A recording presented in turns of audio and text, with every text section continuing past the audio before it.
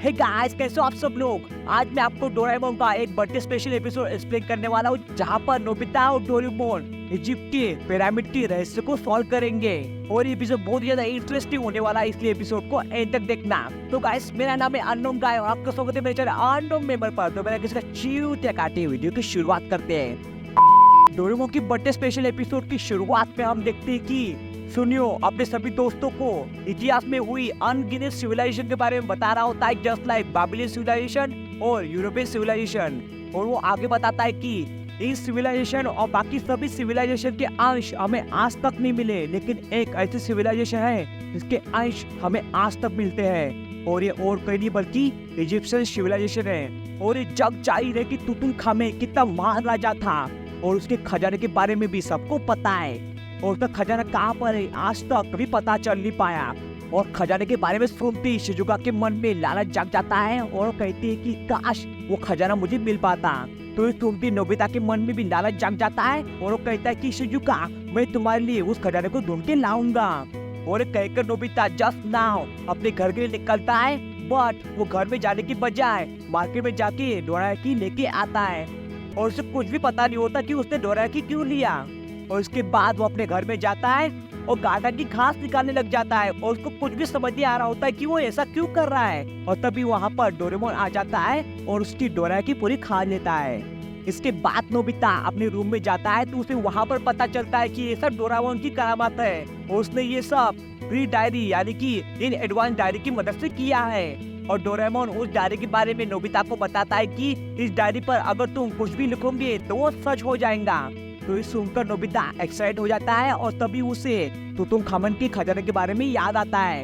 और उस खजाने के बारे में नोबिता डोरेमोन को बताता है तो डोरेमोन भी एक्साइट हो जाता है और दोनों एलिवेटर डोर की मदद से इजिप्ट में पहुंच जाते हैं। और खजाना खोजने के लिए डोरेमोन ट्रेजर हंटिंग काउंटर निकालता है और तभी वो बचने लग जाता है। और उस बात पर डोरेमोन को यकीन नहीं होता है कि इतनी जल्दी कैसे बच गया। और तभी वो कंफर्म करने के लिए फॉल्ट विजन निकालता है और जमीन के अंदर देखता है तो उसे तुतुनखामेन का मकबरा मिलता है। और तभी वो दोनों उस मकबरे को खोजने के लिए खुदाई के काम पर लग जाते हैं, बट वो बहुत नीचे होने के कारण उनको नहीं मिल पाता है। तभी नोबिता थक जाता है और नोबिता को आइडिया आता है और डोरेमोन को कहता है कि हम उस टाइम में क्यों नहीं चलते जिस टाइम पर तुतुनखामेन का मकबरा जमीन के ऊपर था।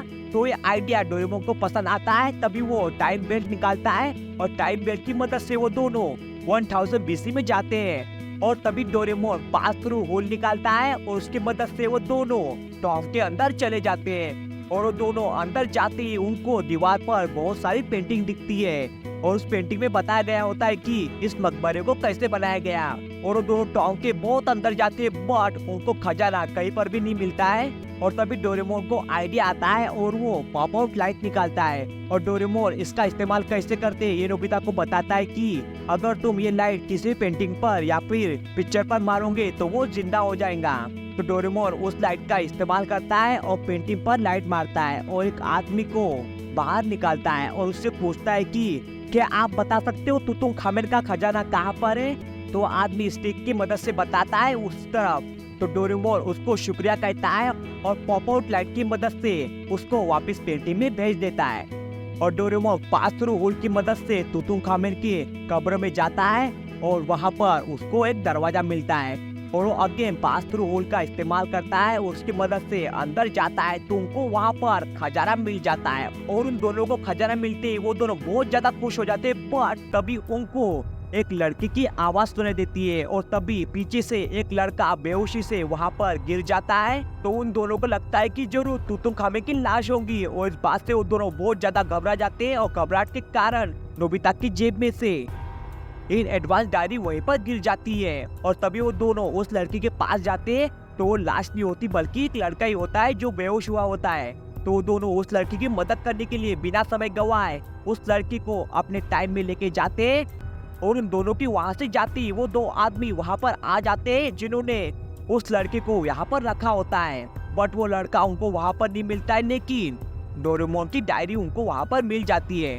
तो दोनों उस डायरी को लेकर अपने बॉस वारेहुक के पास जाते हैं और उनको बताते हैं कि हमें वो लड़का और उस कैरेक्टर तो नहीं मिला, लेकिन हमें डायरी मिल गई।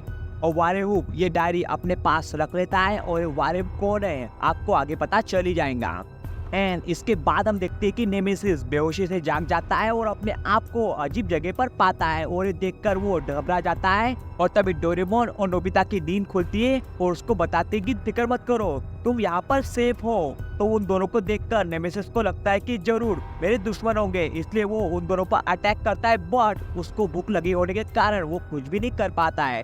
तभी डोरेमोन उसको खाने के लिए ट्रांसलेशन जेली और कुछ खाना देता है और नेमेसिस ट्रांसलेशन जेली और खाना खाते ही उसकी भूख मिट जाती है और वो अपने बारे में बताता है कि वो नेमेसिस पैरो सेकंड है और मेरे डैड पैरो 1 थे और उनके जाने के बाद मैं पैरो सेकंड बन गया, लेकिन मेरे पैरों बनते एक आदमी की बहुत ज्यादा जल रही थी और वो मुझे मारना चाहता था, इसलिए उसने मुझे मेरे डैड की कब्र में ही रख दिया। तो ये सुनकर वो दोनों बहुत ज्यादा गुस्सा हो जाते हैं और तभी नोबिता की मॉम वहाँ पर आ जाती है। नोबिता की मॉम को देखकर नेमेसिस उनको गॉडेस आइरिस बुलाता है और गॉडेस आइरिस सुनकर नोबिता की मॉम बहुत ज्यादा खुश हो जाती है। वैसे देखा जाए तो नोबिता की मॉम गॉडेस से कम नहीं लगती और नेमेसिस नोबिता और डोरेमोन को भी गॉड के मैसेंजर करके बुलाता है और कहता है कि प्लीज मेरी मदद कीजिए। तो नोबिता और डोरेमोन नेमेसिस की मदद करने के लिए तैयार हो जाते हैं। एंड इसके बाद नोबिता और डोरेमोन नेमेसिस को लेकर जियान, सुनियो और शिजुका के पास जाते हैं और उन तीनों को बताते हैं कि ये इजिप्ट का राजकुमार नेमेसिस है। तो इस सुनकर उन दोनों को यकीन नहीं होता है। तभी नेमेसिस उन दोनों को अपना स्कैरप दिखाता है। तो स्कैरप देखकर सुनियो हैरान हो जाता है और वो बताता है कि ये स्कैरप सन को रिप्रेजेंट करता है और इससे ही पता चलता है कि आप राजा हो। तो इस सुनकर वो सभी हैरान होते हैं और सुनियो को यकीन हो जाता है कि जरूर राजकुमार होगा। और नेमेसिस उन सबको बताता है कि वारेहूप ने मेरी प्रिंसेस टीटी को किडनैप करके रखा है और अगर आप उसको छुड़ाने में मेरी मदद करोगे तो मैं आप सबको खजाने का कुछ हिस्सा दूंगा। तो इस सुनते ही उन दोनों के मन में लालच जाग जाता है और वो दोनों तैयार हो जाते हैं। इसके बाद डोरेमोन एनीवे डोर की मदद से उन सभी को इजिप्ट में लेके जाता है और इजिप्ट में पहुंचते ही डोरेमोन टाइम बेल्ट निकालता है और वो 1000 बीसी में जाने वाले होते तभी नोबिता को उन 3 पिरामिड के पीछे बहुत बड़ा पिरामिड दिखता है और तभी डोरेमोन टाइम बेल्ट का बटन दबाता है और सभी 1000 बीसी में पहुंच जाते हैं। और तभी नोबिता उन सभी को कहता है कि वो देखो वहाँ पर बहुत बड़ा पिरामिड है। तो उन सबको वहाँ पर कोई भी पिरामिड नहीं दिखता है। तो नोबिता कहता है कि ये कैसे हो सकता है, मैंने तो चौथा पिरामिड देखा था। और इसके बाद वो सभी नाइल नदी के पास पहुंच जाते और डोरेमोन ड्रेसअप कैमरे की मदद से उन सभी को उस टाइम के हिसाब से कपड़े दे देता है और डोरेमोन अपने आप को गॉडेड बास्टेड का लुक देता है, जिसे देखकर नेमेसिस कहता है कि आप तो गॉडेड बास्टेड हो। और कहकर वो डोरेमोन के आगे झुक जाता है और उसके बाद वो सभी बोट के जरिए नेमेसिस के राज्य की ओर निकल जाते हैं और नेमेसिस उन सबको कहता है कि इस नाइल नदी के जरिए हम सब मेरे राज्य की ओर जल्दी पहुंच जाएंगे और मैं उम्मीद करता हूँ कि वारेहूप ने मेरे टीटी को कुछ भी किया नहीं होगा, नहीं तो मैं उसे बिल्कुल नहीं छोड़ूंगा। और इस सुनकर नोबिता कहता है कि तुम्हें फिक्र करने की कोई जरूरत नहीं है, टीटी सही सलामत होंगी और वैसे भी हमारे साथ गॉडेड बास्टेड है। तो इस सुनकर नेमेसिस चिंतामुक्त हो जाता है। एंड इसके अगले दिन हम देखते हैं कि वो सभी नेमेसिस के राज्य में पहुंच जाते हैं और वहाँ पर पहुँचते ही उनको न्यूज मिलती है कि वारेहूप कुछ करिश्मा दिखाने वाला है। तो ये न्यूज सुनते ही वो सभी महल की ओर निकल जाते हैं और वहाँ पर उनको दिखता है कि वारेहूप उनको संबोधित कर रहा होता है और उनको कहता है कि मैं आपको आज एक ऐसा करिश्मा दिखाऊंगा जिससे आप सभी लोग खुश हो जाएंगे और ये करिश्मा आप सभी के बहुत काम आने वाला है और उस देशद्रोही नेमेसिस के बारे में भूल जाइए, अब से मैं आपका नया पैरो हूँ।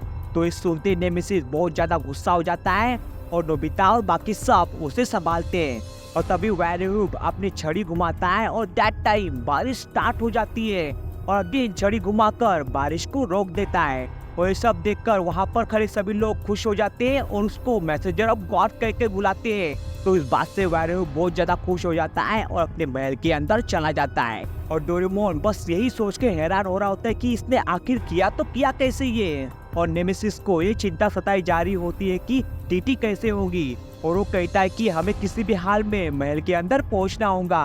और तभी उस सबको महल के अंदर जाते हुए बाहर देश के व्यापारी दिखते हैं और तभी उनको आइडिया आता है और वो सभी डिसाइड करते हैं कि वो भी व्यापारी बनकर ही अंदर जाएंगे। एंड इसके बाद वो सभी प्लान को एग्जीक्यूट करते हैं और शिजुका, जियान और सुनियो व्यापारी बनकर महल के अंदर जाते और वायरहुड को चैम्बर रॉक का जादू दिखाते और उनको बिजी रखते हैं। और तभी हम देखते हैं कि डोरेमोन, नोबिता और नेमेसिस टोक्यो में से बाहर निकलते हैं और प्रिंसेस की कमरे की ओर निकल जाते हैं। तभी उनको दिखता है कि उनके कमरे के बाहर गार्ड्स खड़े हैं। तभी नोबिता डोरेमोन को कहता है कि टाइम बदलाइम गैजेट निकालो, तो डोरेमोन वैसा ही करता है और सिपाही वहाँ पर आ जाते हैं। तभी नोबिता अपनी मॉम को उस गैजेट की मदद से वहाँ पर लेकर आता है, तो सिपाही उसकी मॉम को गॉडेस आइरिस समझ लेते हैं और उसके सामने झुक जाते हैं। और नोबिता की मॉम ये सुनकर बहुत ज्यादा खुश हो जाती है। तभी नोबिता उनको वापस उनके टाइम में छोड़ देता है और तीनों जस्ट ना वहाँ से सीधा प्रिंसेस के रूम में जाते हैं। और प्रिंसेस टीटी नेमेसिस से मिलते ही बहुत ज्यादा खुश हो जाती है और नेमेसिस टीटी को डोरेमोन और नोबिता से इंट्रोड्यूस कराता है। और तभी टीटी उन सबको बताती है कि वायरहुड चौथा पिरामिड बनाने वाला है जो कि बहुत ही बड़ा होगा। और इस सुनते नोबिता को याद आता है कि वही पिरामिड होगा जो मैंने फ्यूचर में देखा था। तो नोबिता के कहते ही डोरेमोन टाइम टीवी निकालता है और फ्यूचर में देखता है तो फ्यूचर पूरा चेंज हो चुका होता है। और इन सब की बातें वायरहुड का जासूस सुन लेता है और ये सब बातें वो वायरहुड को जाके बताता है। और तभी वायरहुड जियान, सुनियो और शिजुका को बंदी बना लेता है और प्रिंसेस के रूम में जाके प्रिंसेस को हिप्नोटाइज करके अपने वश में कर लेता है। और नोबिता डोरेमोन और नेमेसिस को बंदी बना लेता है। और नोबिता, डोरेमोन और नेमेसिस ये देखकर हैरान होते कि उसने प्रिंसेस को हिप्नोटाइज किया तो किया कैसे। तो तभी वायरहुड किताब निकालता है तो ये डोरेमोन का ही गैजेट होता है और वो बताता है कि मैंने इस किताब की मदद से प्रिंसेस को अपने काबू में किया। और वायरहुड बताता है कि ये किताब मुझे वहाँ पर मिली थी जहाँ पर मैंने तुम्हें नेमेसिस किडनैप करके रखा था। और स्टार्टिंग में तो मुझे इसका इस्तेमाल कैसे करते थे ये मुझे पता नहीं था, लेकिन जैसे मुझे पता चला कि इस किताब में कुछ भी लिखूंगे वो सच हो जाएगा, तो मैंने इसका इस्तेमाल करके तुम्हारे प्रिंसेस और तुम्हारे राज्य को अपने काबू में कर लिया।